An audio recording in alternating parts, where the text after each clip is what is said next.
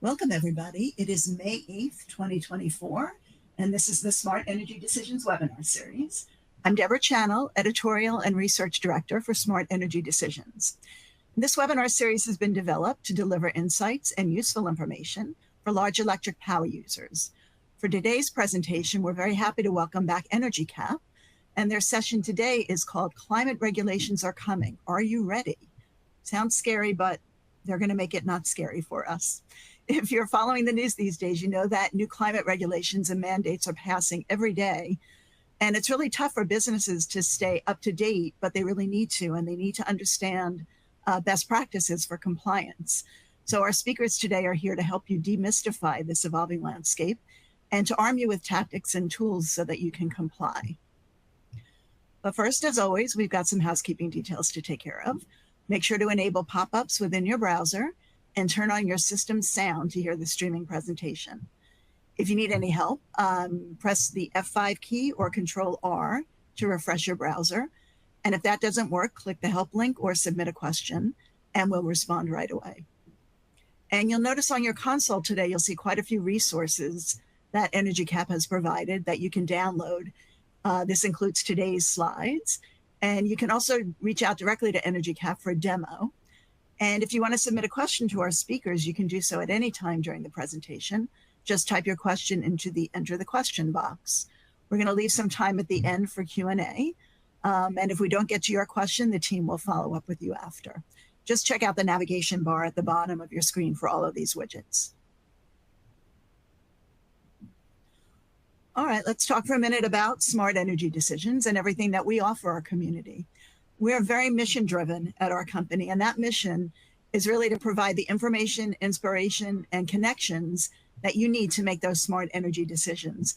And that's everything from learning best practices in energy efficiency, regulations, setting and implementing your energy and sustainability goals, and everything else that's on the very busy plates these days for all of our community.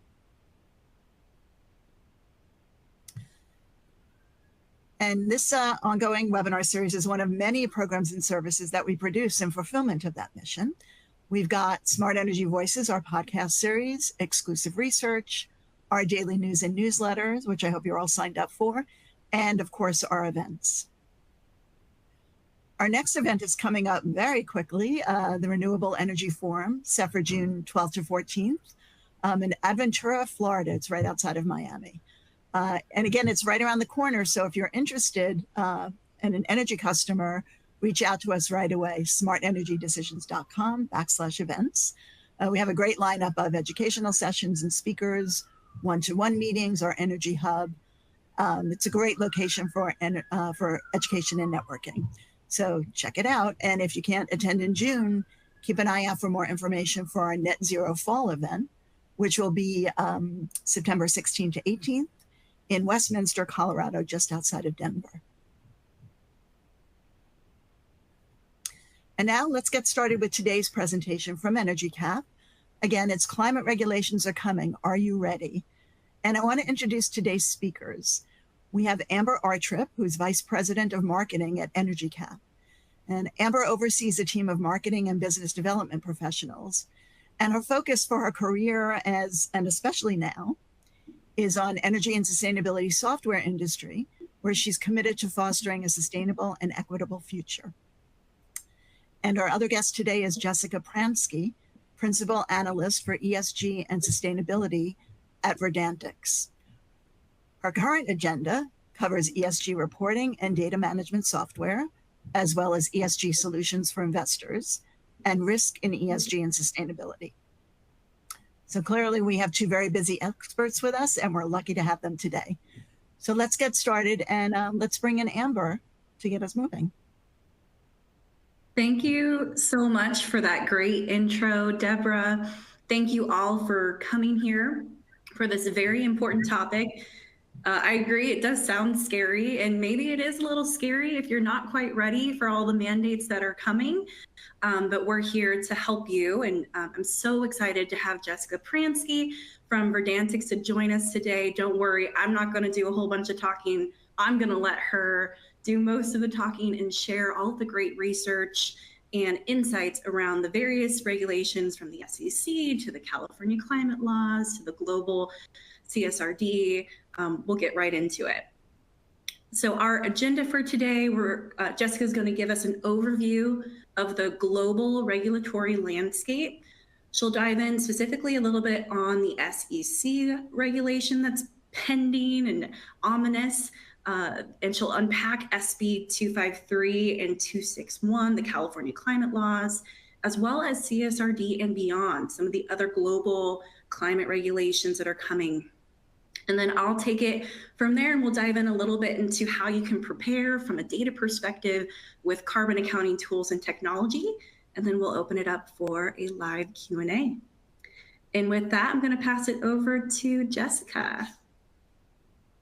Great. Thank you so much, Amber and Deborah, for the introduction and the kind words. I'm Jessica Pransky, Principal Analyst in the ESG and Sustainability Practice with Verdantix. And for those of you who have not heard of Verdantix, we are an independent research and advisory firm focused on pretty much all things related to sustainability.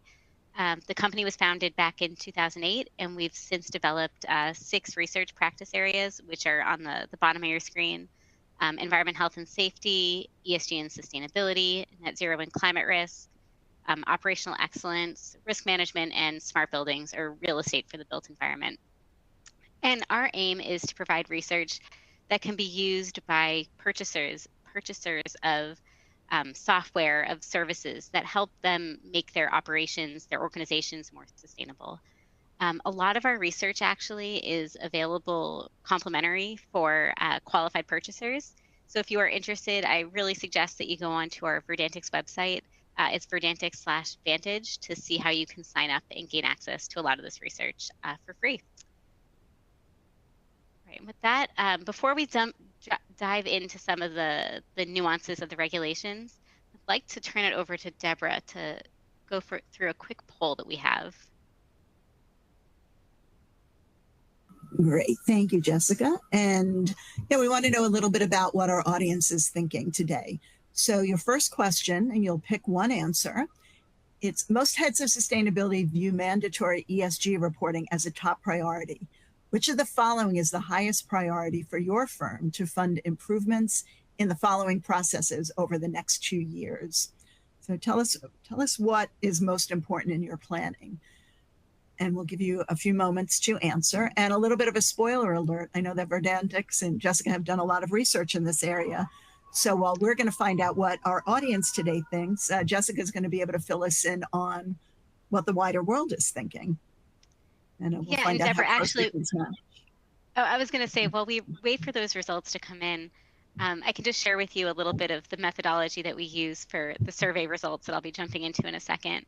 But every year in each of our practice areas, we run a global corporate survey where we interview, in this case, we interviewed 400 heads of sustainability from around the world, a variety of industries, and really to gauge their level of, interest in sustainability regulations, their knowledge, their plans for the future, where they're looking to invest, that sort of thing.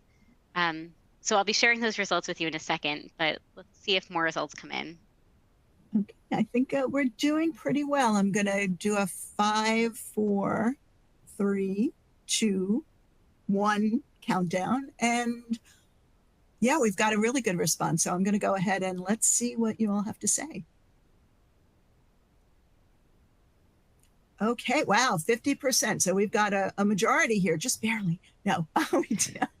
So mandatory ESG and sustainability disclosure reporting, just a hair over 50%. So half of you have that as the highest priority in the next 2 years, followed by a little over a third, 36%, saying integrating ESG factors into spending decisions, and bringing up the rear at 13%, external assurance of ESG data, processes, and reporting. And Jessica, let me turn this back to you. How does this compare to your survey results? Yeah, actually pretty similar. So the way that we asked the survey question was slightly different, but we found in our survey that over 70% of respondents identified mandatory ESG and sustainability disclosures as either their top priority or a high priority item. So similar level of priority to what we saw in our survey here. And I'm sure that, if you suggest, if you can, or selected this as your most significant priority, you're well aware that there's a lot of regulations coming into play, a lot that have taken effect, a lot that will be taking effect soon. And there's a lot of risks with not complying with those regulations. And some of those risks we just aren't sure of yet because we haven't seen the regulations in play. So really interesting to see that alignment with our global corporate survey and the audience we have today. And with that, I'll jump in and give a really high level overview of the global landscape in terms of ESG and climate related disclosures. And what you see here, this list, is certainly not exhaustive. There's really so much going on globally. Just a few weeks ago, for example, some of the largest stock exchanges in China announced global reporting requirements or sustainability reporting requirements for listed firms. But really what we're starting to see is all around the globe, the UK, India, Singapore, we're starting to see a lot of regulations that are based on the TCFD, or Task Force on Climate-Related Financial Disclosures. And TCFD aligned regulations usually include some component of greenhouse gas emissions reporting and some component of climate-related risk reporting. But I would like to draw attention to a few of the regulations that we'll be diving into deeper today. So the CSRD, or the Corporate Sustainability Reporting Directive, coming out of the EU, is expected to have really a huge impact. And as I said, I'll dive into that in more detail. But I just want, as an introduction, to keep in mind that this is a regulation that's going to impact firms that are in Europe and outside of Europe. So just don't think that because I'm based in the US or Canada or wherever you may be that this does not apply to you, because it might and it could. But within the US, we'll be talking about some of the regulations like the SEC's climate disclosure rule, the state-led initiatives, especially California, which is sort of the most advanced in terms of climate-related disclosures. But then again, if we were to zoom out and look globally, the ISSB has issued sustainability standards, which are currently all voluntary. But what these standards do is they provide a global baseline for individual jurisdictions to build upon. And so we do expect that a lot of jurisdictions are going to start implementing increasing regulations aligned with the ISSB. So if we go back a few years ago, we saw a lot of alignment with the TCFD, as I mentioned. So I think we're just going to see more and more alignment in the future. And so before I dive into the specifics of some of these regulations, I just wanted to level set and do a quick fact check for anyone who might be a little rusty or might not be as familiar with some of the terms related to greenhouse gas emissions. So within the greenhouse gas protocol, there are 3 types of emissions: Scope 1, Scope 2, and Scope 3. So Scope 1 emissions are your direct emissions from your processes, from your facilities, your operated vehicles. And these are considered the easiest to report on, to manage, because they're in a firm's direct control. Then Scope 2 are related to the purchase of heat, of steam, electricity. And these are a little harder for companies to control, but still you're able to talk to your utility regulator. And there's a little more control that companies feel that they have over Scope 2 emissions. But then Scope 3 emissions are emissions from throughout your value chain.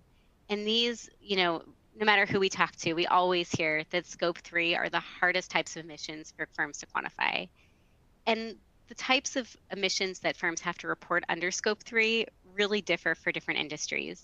So if you think about banks, insurance companies, their largest Scope 3 emissions are in investments. Whereas if you're looking more at like retail, apparel, even food and beverages, their largest Scope 3 emissions are in purchased goods and services. And for a lot of industries, these Scope 3 emissions can be the majority of their emissions overall. So just wanted to provide a quick overview on this before I start using these terms interchangeably throughout. I think I advanced one slide too far, but I wanted to dive now into the SEC, because I get this question all the time. What is going on with the SEC's climate disclosure rule? What do you think will happen? That sort of thing. So I just wanted to break down for you what's happened with the SEC and where we think it's going from here. So over the past few years, the SEC has shown an interest in getting more ESG and climate-related data from publicly listed companies. So they first announced their own task force on climate and ESG back in 2021. And then in March of 2022, they issued their proposed climate disclosure rule, which is what's making news left and right these days, it seems like.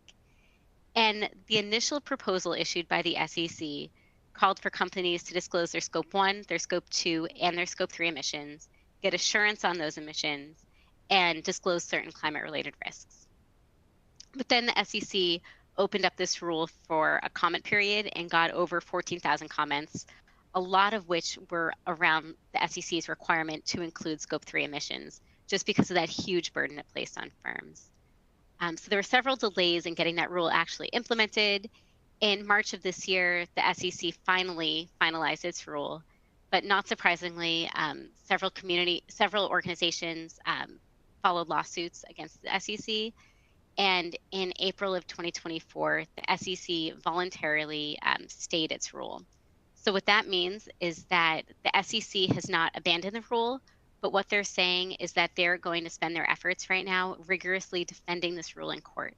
So the SEC thinks that there's enough investor pressure to follow through with these rules, but the implementation dates that they decided on in March are likely not going to be implemented as such, just because of this stay, because of all these lawsuits, all this litigation.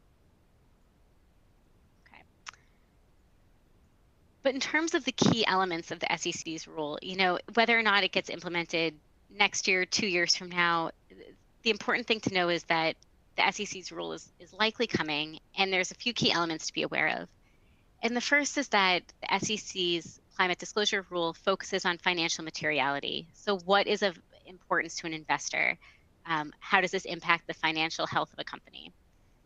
The other thing is that under the final SEC's final rule, publicly listed companies are going to have to report their Scope 1 and 2 emissions if deemed material. So there's a little ambiguity there as to what material means. But the SEC is limiting carbon-related disclosures to Scope 1 and Scope 2, so no Scope 3 requirements right now. And then those emissions will have to be assured by an independent third party. Companies will also have to disclose their climate-related targets, their climate-related plans, if they have a scenario analysis conducted. And then another interesting aspect of the rule is publicly listed companies are also going to have to describe the financial impacts of extreme weather events on their operations. So the impacts of flooding, of hurricanes, wildfires, things like that. So that's sort of the SEC's ruling in a nutshell. There's a lot more to dive into, but I don't want to get too stuck in the weeds because there's a lot of other laws and regulations to really be aware of as well, with the next being California's climate laws. So in October of last year, 2 different climate disclosure related laws passed in California. I'm going to refer to them by their numbers just because it's a little easier. SB 253 and SB 261. So SB 253, you could really think about as a law requiring disclosures of carbon emissions. So under this law, companies are going to have to report Scope 1, Scope 2, and Scope 3 emissions to the California Air Resources Board, also known as CARB. Companies are going to have to get assurance of this data, starting with limited assurance and then transitioning over to reasonable assurance. And CARB is going to be the enforcement agency, and they've indicated that there will be pretty severe penalties for companies that are not in compliance. Okay, so who is going to be impacted by SB 253? So one clear difference between SB 253 and the SEC's climate disclosure law is that SB 253 is going to apply to both publicly listed and privately held firms. So going back to the SEC, that only applies to publicly listed firms. And then the California laws apply to companies that are doing business in California. And there's a little bit of ambiguity right now over what that means to do business in California.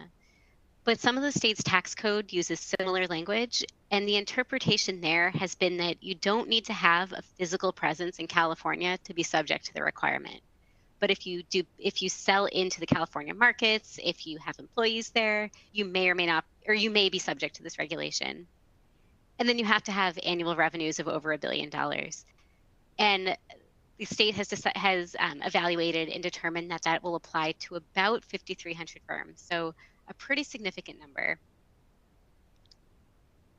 And then SB 261 is, you can think of as the counterpart to SB 253. So SB 253 focused on emissions, and SB 261 really focuses on climate-related risk. So under this law, firms are going to need to detail the physical and transition risks that they face as a result of climate change and how they plan to adapt to those risks. So physical risks could be anything from drought to hurricanes, extreme temperatures. And transition risk is how a company is going to handle the transition to a green economy. So technological advances, thinking about consumer shifts and preferences, navigating climate-related policies, that sort of thing. And this is in line with the TCFD, and a lot of other countries are doing this as well. So making companies report on their emissions as well as their climate-related risks. And the point of this bill is really to protect both consumers and investors from losses related to climate-related disruptions. So supply chain disruptions, issues with infrastructure, a changing workforce even due to climate change. And with SB 261, companies don't have to submit a report, but they have to prepare a report on their website. And again, can be pretty severe penalties for companies that don't report or that don't prepare these reports. So a lot of the inclusion criteria for SB 261 mirror that of SB 253, except it's a much, much lower revenue threshold. So for SB 261, the annual revenue threshold is 500 million, as opposed to $1 billion under SB 253. So the state estimates that this will apply to about 10,000 firms. Okay. Sorry, slides not advanced there. But just to give some overall key dates for these regulations, so they're going to be implemented pretty quickly. So the first climate risk related reports are due to the state on January 1st of 2026. So, a year and a half away or so. And additionally, companies are going to have to report their scope 1 and 2 emissions based on their emissions from 2025 in 2026. So there hasn't been an exact date set, but again, coming not so far away. Scope 3 emissions are going to be phased in a little bit later, as will assurance requirements. And there are some unknowns, some uncertainties around these laws, and just wanted to highlight a few of them. So the first is that I mentioned earlier, there's some ambiguity over the phrase doing business in California, which is written into the legislation. I do think we should expect some more clarity over the next few months about this, but it's still to be determined. The second is around funding. So in January of this year, the governor of California, Governor Newsom, actually delayed funding to CARB when he was reissuing the state's budget, but he did indicate that he would take another look and try to reallocate funds this month.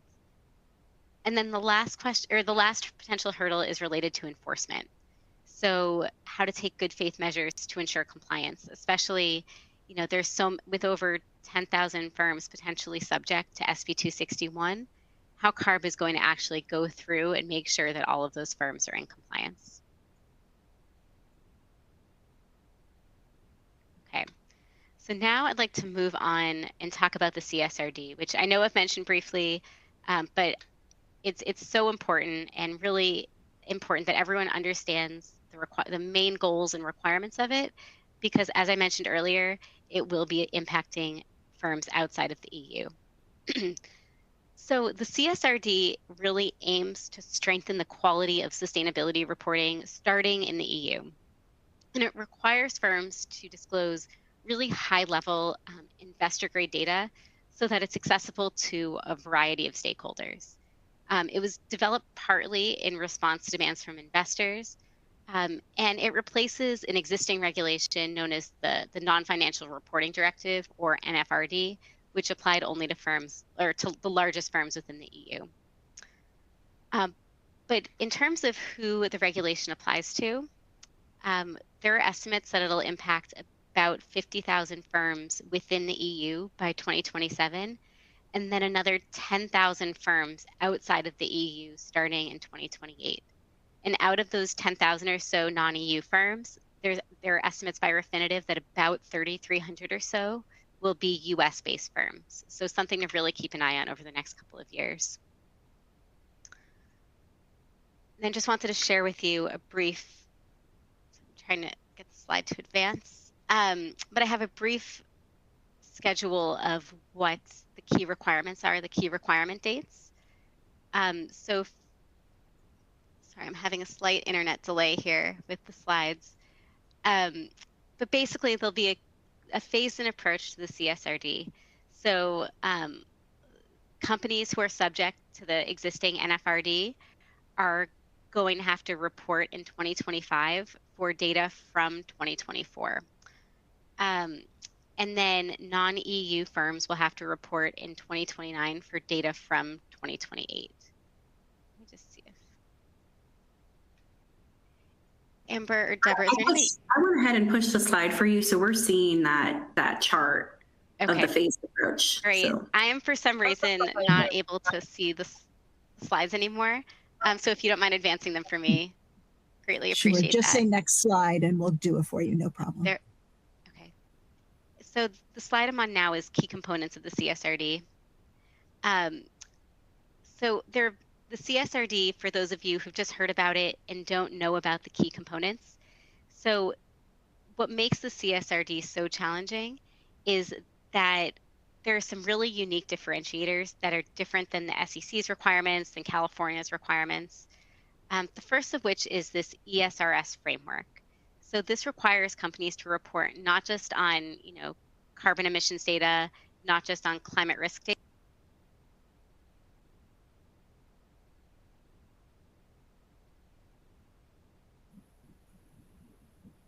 Oh, Jessica, did we lose your sound?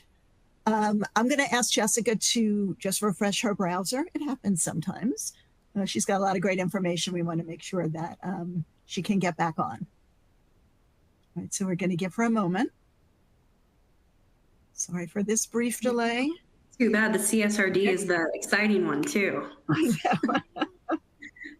Amber, do you want to jump in? Cliffhanger. Just kidding. She'll be right back, and we can always jump forward if we need to, maybe to the poll. Deborah, might be good. Yeah, why don't we do that while we're waiting? That's a great idea. I'm going to just advance to that. And we'll get some information from our audience while we're waiting for Jessica. And this is, which of the following best describes your approach to managing the following ESG and sustainability use cases? So you've got to pick one, and it can be either commercial software from one vendor or multiple vendors, manual data collection, or I'm not sure, and never a bad thing to admit that you're not sure what's going on. It's how you learn. So take a moment and let us know which one.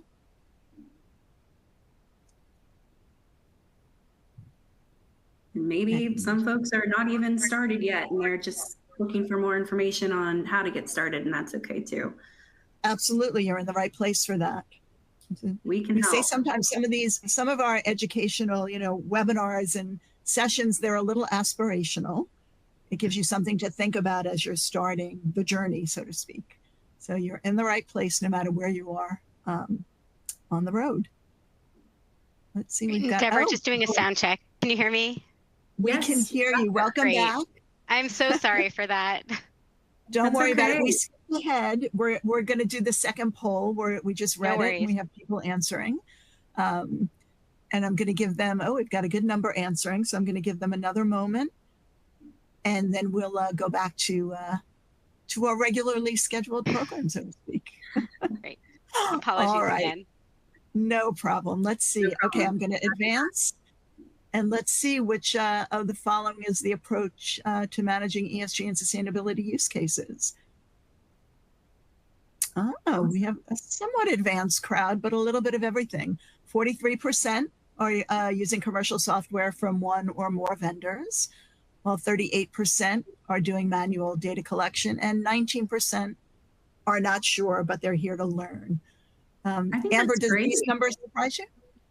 No, I think it's great to see that so many folks are already using software instead of spreadsheets or manual data collection, because that's really the first step to getting all of your data together. And manual data collection is also great. It just is a little bit harder, right? But it's good to see that progression. There's some people who aren't sure, maybe in early days, some people who are collecting data manually, but a good chunk of folks are already using software, which is what we love to see.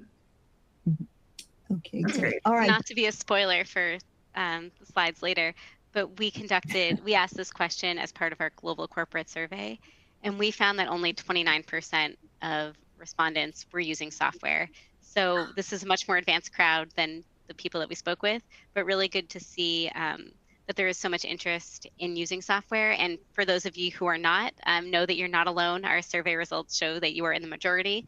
So, so yeah, but if you want, I can jump back to where we left off. Perfect. Yeah, We'll that would be hand it back great. to you. Okay. Thanks, Jessica. Great. And again, apologies for the technical delays. But the key components of the CSRD, the first is that the CSRD is built on what's known as the ESRS framework. So the ESRS framework covers a whole variety of environmental, social, and governance topics. So it's not just limited to carbon emissions or climate-related risk. It covers energy usage and water discharges, social metrics. Another element is that the CSRD includes this component of double materiality. So companies are going to have to report on any issue that's considered material from either an outside in or an inside out approach. So what we consider impact materiality or financial materiality. Companies similar to the SEC in California, companies are going to have to get assurance of their data and third-party assurance, I should say, starting with limited assurance and then once again moving to reasonable assurance. And they'll have to report across the value chain. So again, that includes those scope 3 emissions are the ones that are really, really challenging for most firms.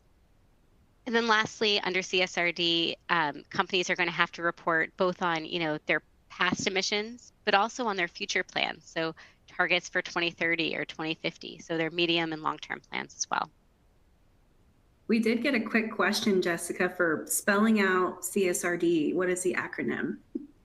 Corporate Sustainability Reporting Directive. It's like a pop quiz. All right, so I wanted to include this slide just to give a high-level overview of the differences and the similarities between CSRD, SEC, and California's legislation. And a lot of these regulations, they're really aiming to increase interoperability. So once you calculate your emissions, hopefully you'll just have to report them, or you'll be able to report the same emissions to multiple frameworks. But a few things just wanted to point out here.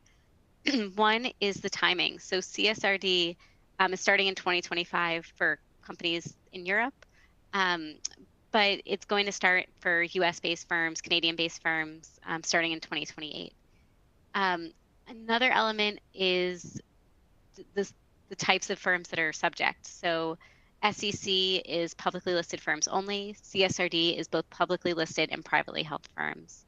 But then one thing that's interesting is this assurance piece. So all three regulations are going to require firms to obtain assurance. And that's really important because you really need to be able to stand behind your data before you report it. Okay. And just here's another view of the three regulations, just some overlapping. A lot of companies are going to have to report to multiple frameworks. So even if the SEC regulations get delayed, even if California gets delayed, CSRD is coming into effect in 2028, and there's going to be ripple effects. There's going to be a lot of firms that have to report to multiple frameworks, most likely. So just something to keep an eye out. Even if you think you're not subject to SEC, you can't fully breathe a sigh of relief because there are other regulations certainly at play. And then just wanted to conclude on the regulatory front with just looking at Canada, because I know I've really been focused on US-centric regulations and what applies to a lot of US firms, but there's really been a lot of news coming out of Canada recently regarding, ESG-related disclosures.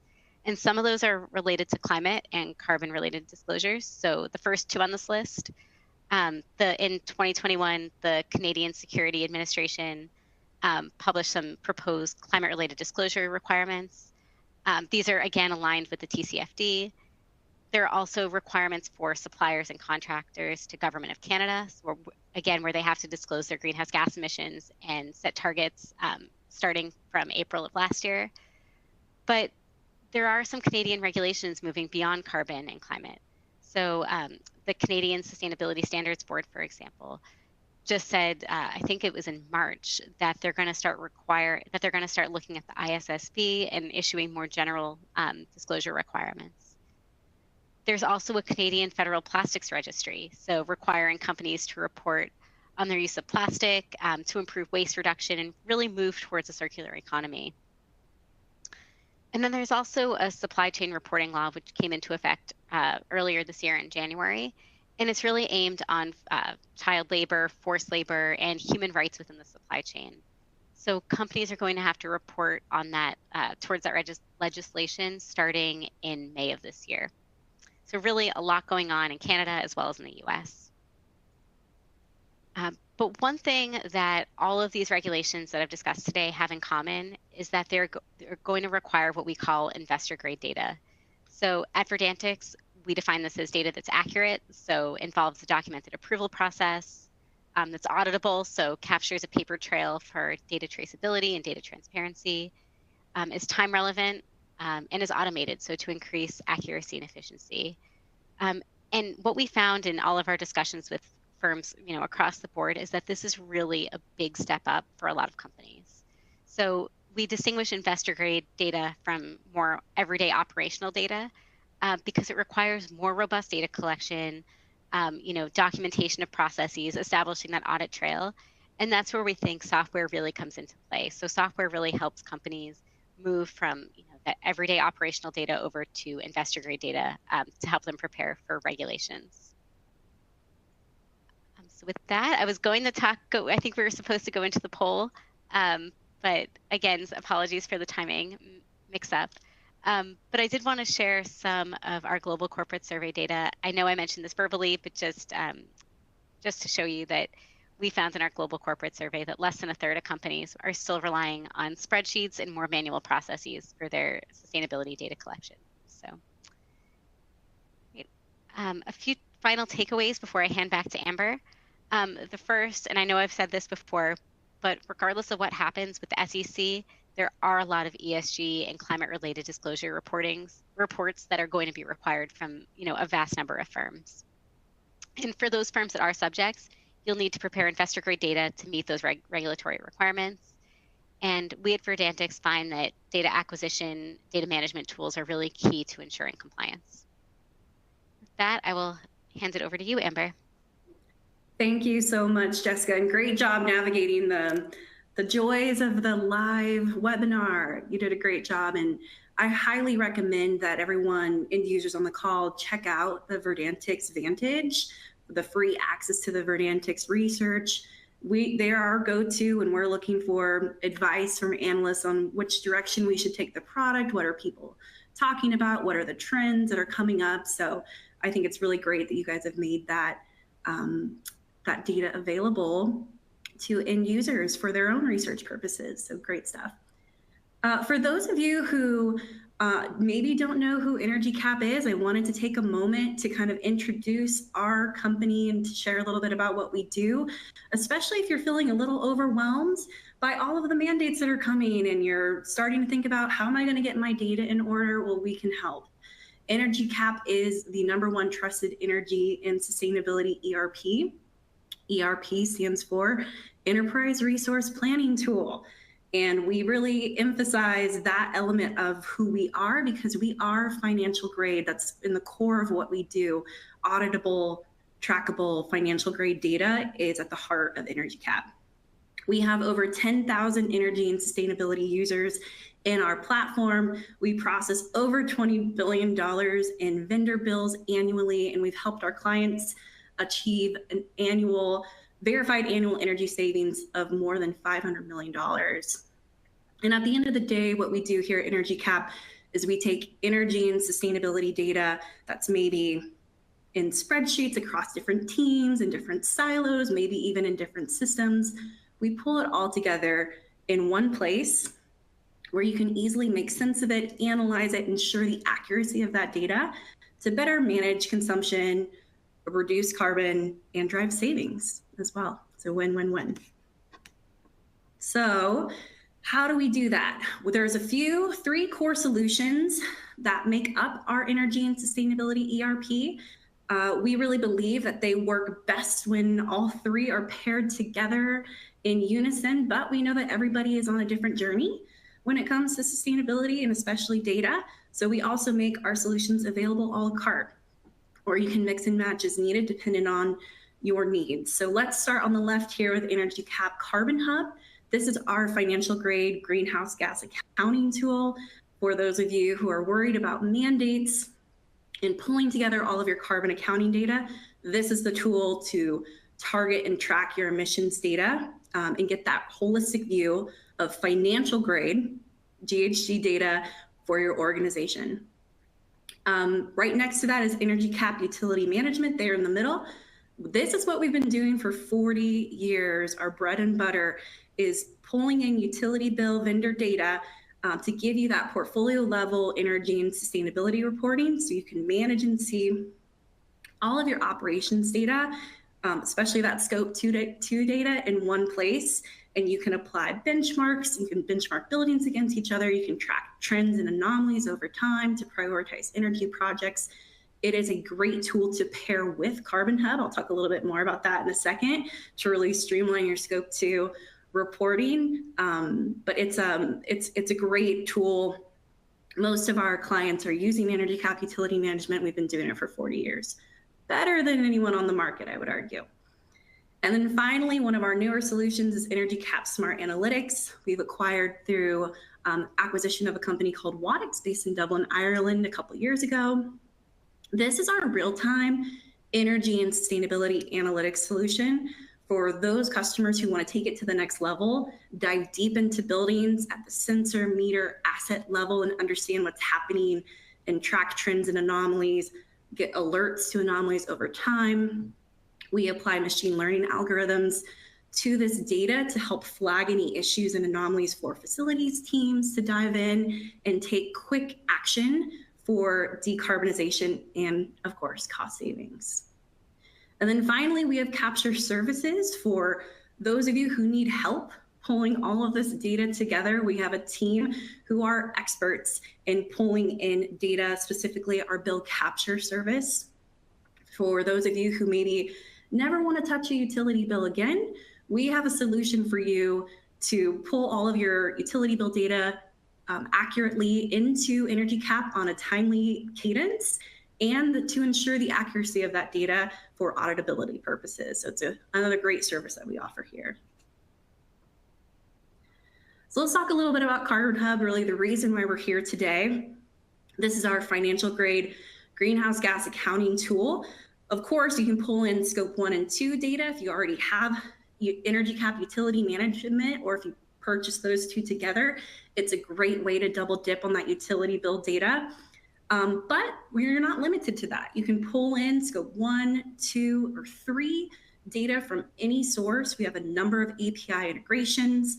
You can also import that data via spreadsheet, bulk imports. It's really going to be the home for all of your scope 1, 2, and 3 data across your entire organization for you to do some really great analysis, trend tracking over time, and create those reports that are going to make it so much easier for you to meet these mandates. One thing I wanted to highlight pertinent to this conversation is setting custom and standard factors. We, based on the physical meter locations, for your scope 2 meters, for example, Carbon Hub will automatically establish location-based emission factors by default. And you can control and change the default settings as needed. And if you have more advanced needs, and for those of you customers who maybe have market-based emission factors that you need for reporting, you can also apply those in EnergyCAP Carbon Hub. And what's really great about Our factors functionality is that we can track, we timestamp those factor changes over time. So you have this link factor history for easy auditing and historical reference. So you can know, hey, 2 years ago, what was the factor I was using on this particular meter? You can easily go into the system and identify that. Another special functionality of EnergyCAP, our entire solution actually, is that we have dedicated hierarchies. So this particular hierarchy you're seeing here is for sustainability, but these are very flexible. You can change them so however you want to see the data. This particular organization wanted to organize their emissions data by corporate activities and offices, but you can organize it however you'd like. And then you're able to drill into each of those kind of sub-emissions there to drill in to get more detail on where that data is coming from, apply different power views and analysis on different levels throughout the hierarchy. What's really great about this feature is energy managers and accountants often want to see data a little bit differently than sustainability leaders. So energy managers can go into EnergyCAP utility management or smart analytics, and maybe they want to organize their data by facility or by building groups. They're able to do that while your sustainability leader can still view their emissions data in the hierarchy that makes sense to them. So it's really great. You're able to see the data in a way that makes sense to you, but it's all from a common data set, that single source of truth that you can all trust is accurate and audited. I'm going to kind of glance through this. This is just a few of the views you can get at any of those levels within the hierarchy. Finally, I want to hit on our custom dashboards. You can customize and share Carbon Hub dashboards, and you're able to elevate the data and the widgets and the visualizations that matter most to you. And you can create different dashboards for different audiences. And you can easily share this by copying a link. You don't have to have a login access to view the dashboard. If you make it public, anyone can click the link and view the dashboard. So this is great for sending to external stakeholders like a CEO maybe who isn't logging into Carbon Hub every day, but still wants to see how are we tracking towards our carbon emissions targets. You can schedule recurring emails with dashboard updates. So if you have an executive dashboard like that, for example, you can send that out on a regular cadence that makes sense for you, whether it's monthly, quarterly, etc. You can even embed these dashboards into your public website. So our education and government clients, for example, really love this feature because of parents and staff and students can access it, or taxpayers for, a government client, for example, can see, hey, we know our taxpayer dollars are going to these sustainability initiatives. How is it looking? You're able to easily share those. I want to leave enough time for questions because we've got so many great questions coming in, but I wanted to give each of you access to a free self-guided demo of Carbon Hub. So you can scan this QR code, and I believe we're going to be sending out a link as well in the platform. Yep, right here, that little link, you can click it, and you can access a free self-guided demo of Carbon Hub, so you don't have to talk to one of our sales reps. You can go check it out for yourself and poke around and see if this is maybe something that would be helpful or useful to your organization. And with that, I'm going to pass it back to Deborah to do Q&A. Terrific. Amber, thank you so much. I love the dashboard part of that. So much of what we hear is, oh, we have to talk to different constituencies. We have to explain this to people that don't live and breathe this every day. So I really like that aspect. And let me just say thank you both. Thank you for working through tech issues and for giving all this great information. And as Amber said, we do have a lot of questions coming in. We're going to get to as many as we can. And the ones that we can't address live, the team will get back to you offline. So let's start with the first question. I'm interested to know more about potential regulations for the real estate industry, for example, commercial buildings. Jess, do you want to take that one on?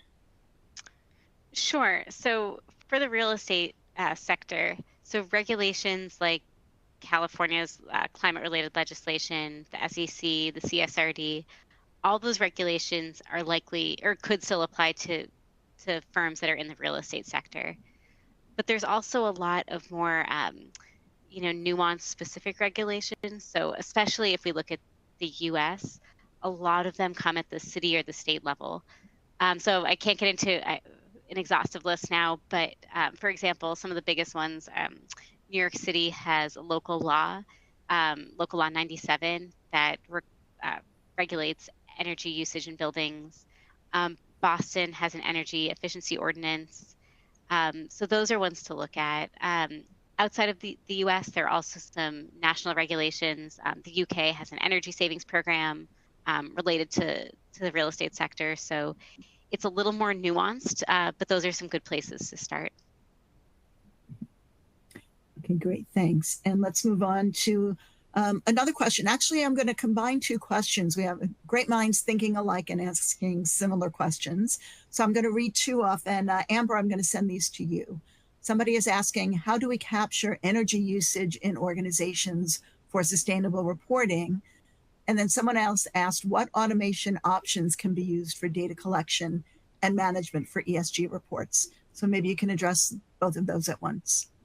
Happy to address those. You've got a lot of options. You can either manually consolidate utility bill data, which is a great way to start, like once a year specifically for annual reporting, kind of pull all that data together and then pump it into a system like EnergyCAP Carbon Hub.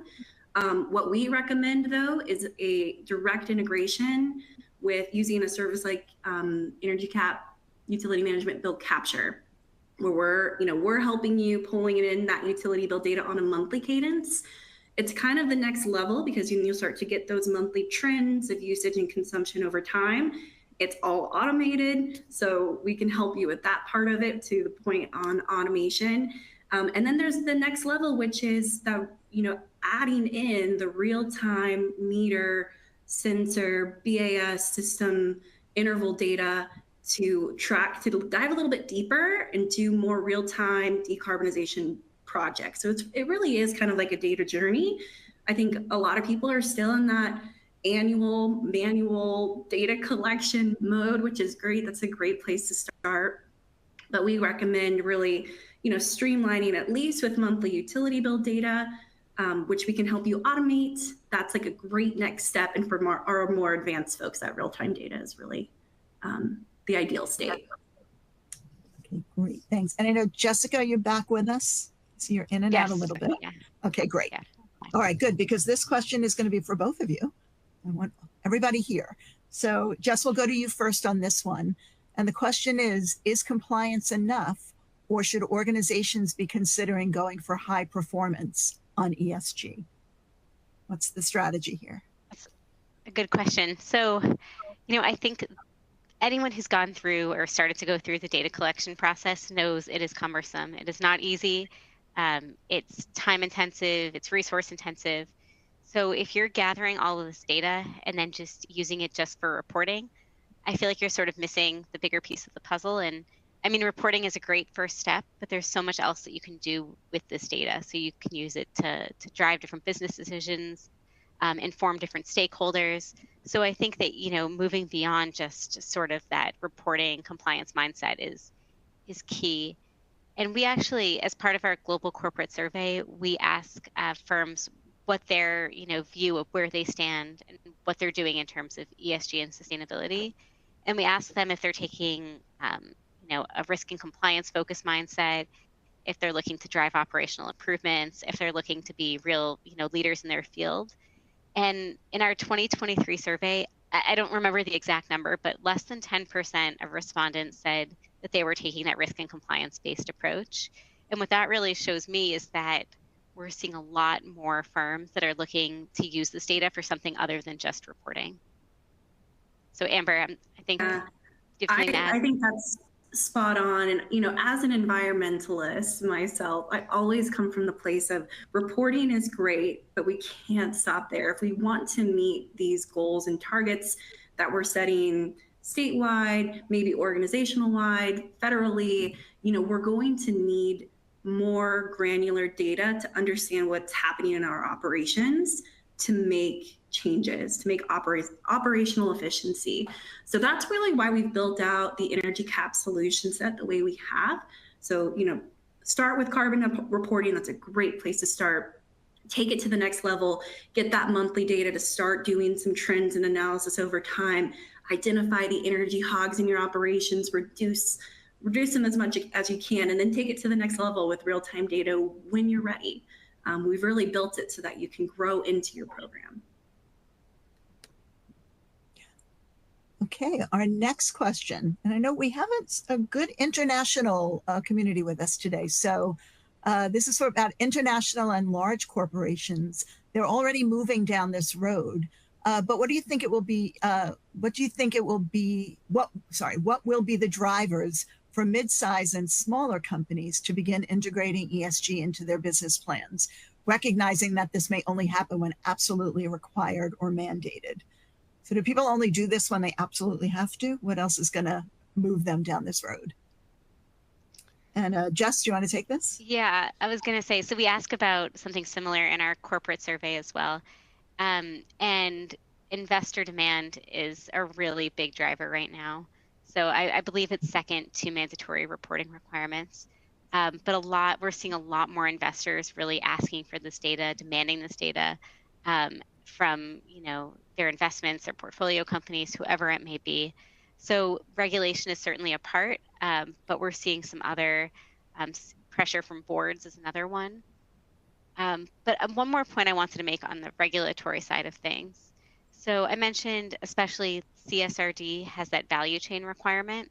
So even if you're a small firm and you're not directly subject to the reporting requirement anytime soon, some of your suppliers, your upstream, your downstream vendors, they might be subject. And because your scope 1 and scope 2, your scope 1 emissions are part of their scope 3 emissions.